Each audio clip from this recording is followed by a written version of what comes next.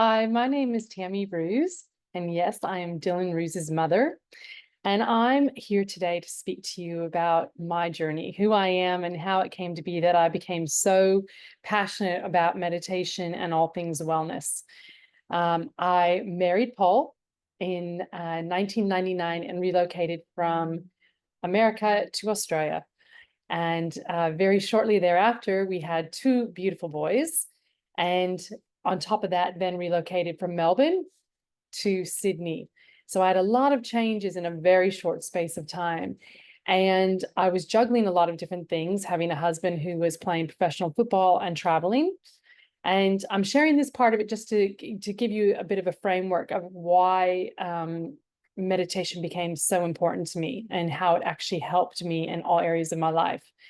And so I moved to Sydney. I didn't have a network there. And I was really pushing things to the point where I ended up feeling very frazzled. I wasn't feeling very patient. And I was starting to get really down on myself, like I just have no energy. I don't know what's wrong, but I'm just kept on going on. And all of us, I mean, every single one of us on this planet has so many different responsibilities.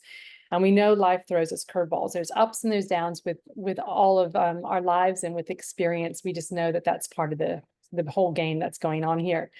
And but what I didn't know was how different my life could be if I actually just learned to pause.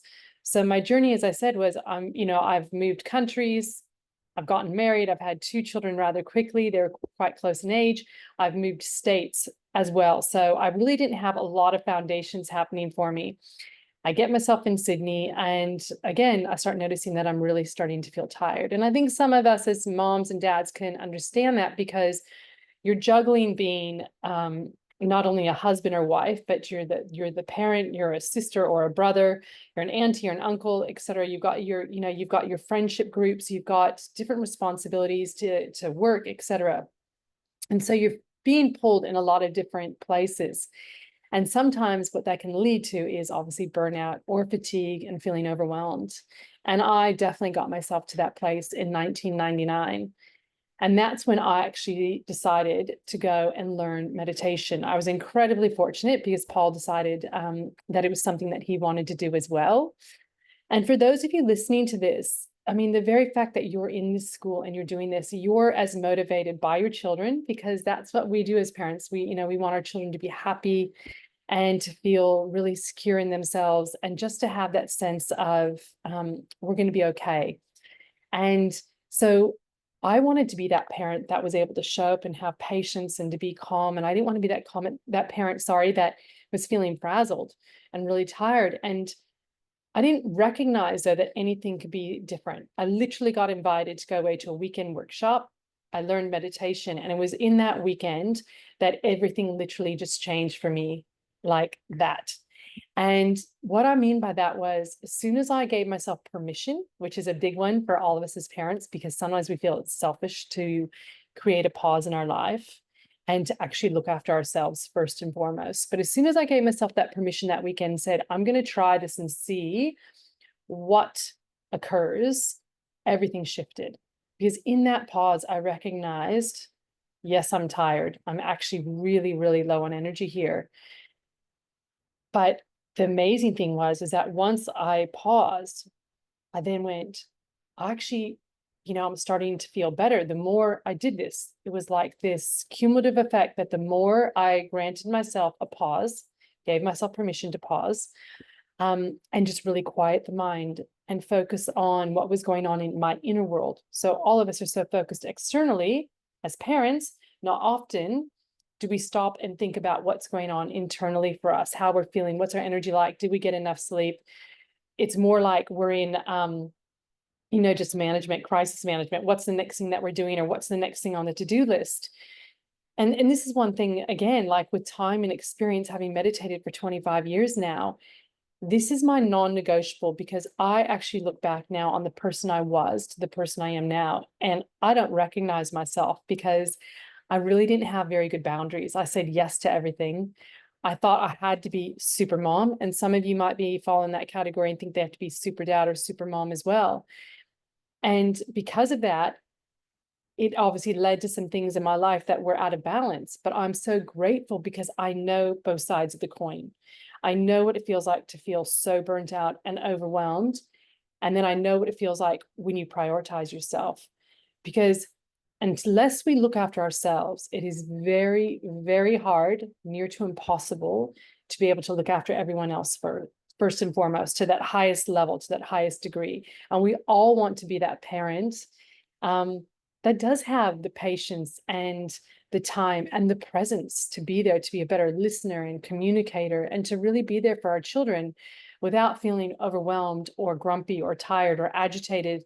Because it's really, it's like, this is what we do. This is our why. This is why we're so excited, right? So it's our children. It's what makes us, really motivated to be this best version. At least that was for me. I wanted to be the best version of myself so that I could be the best version for my family. I wanted to be there for them. So once I learned to meditate, a few things started to happen. And it was quite interesting because, one, I recognized that I would have to be challenging myself. I would look at, the to-do list, or like the house needed this doing. There's always things that were going to become a distraction, always. And this is where you have to learn to prioritize yourself. You have to actually say, I'm going to set the alarm or clock. We all have our, either our mobile phones or devices somewhere. It's very easy. And it's like scheduling an appointment with yourself. You're going to schedule an appointment with yourself just to literally show up on the day and do your practice. And so with time, within like 3 or 4 months, what started happening was others started noticing the change within me. I didn't recognize it at first, because with meditation, you really have to trust. You have to trust the practice and trust the journey you're on. And the more, people go, Tami, what are you doing? You're so different. You were so different. You're calm. And all of a sudden I've gone, oh my gosh, like the light bulb moment for me was when a neighbor actually pointed this out to me, and I'm going, nothing's changed, nothing's changed. And all of a sudden it's like, whoa, it was the meditation. This is the only thing I've changed in my life. And the teacher that I learned from, she actually said on the day in the workshop, it won't be you who notices it. It's going to be those around you that notice it. And there will be this light bulb moment. And I had just been given one. And so I then knew, okay, this practice is working. I've got others asking, like, what are you doing? What are you doing? And so what happened for me was, the more I did this, the more calm I felt, the more balanced I felt. I started noticing I had better boundaries, my patience increased, my energy levels went up, my sleep improved. There were so many facets of my life that improved, mentally, emotionally, spiritually, and physically, that I couldn't deny that this was like seriously the one single most important thing that I could do each and every day for myself. But again, by extension, for everyone else that I surrounded myself with, my family, my community, etc., because I could walk out my front door being the best version of Tami.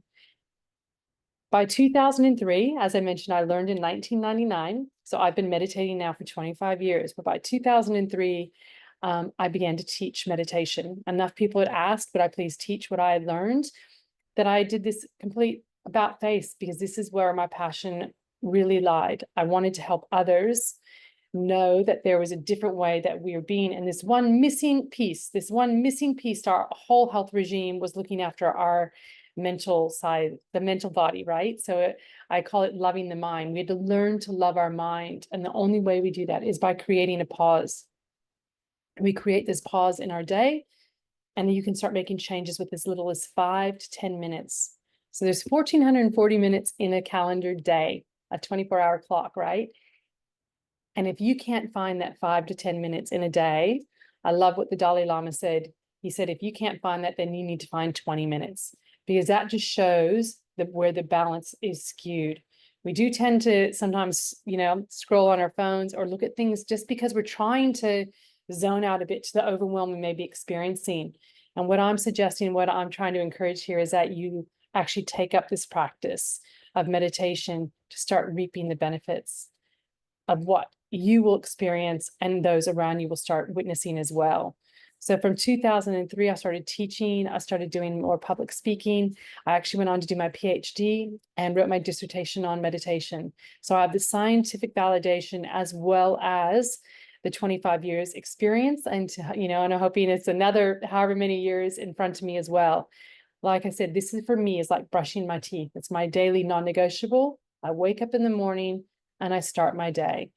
A very dear friend of mine said, you win the morning, you win the day. And I could not agree more. So for me, winning my day is starting with this practice, giving myself that 10 minutes. I give myself permission just to say, this is about me, because then I can be there for everyone else to the fullest capacity.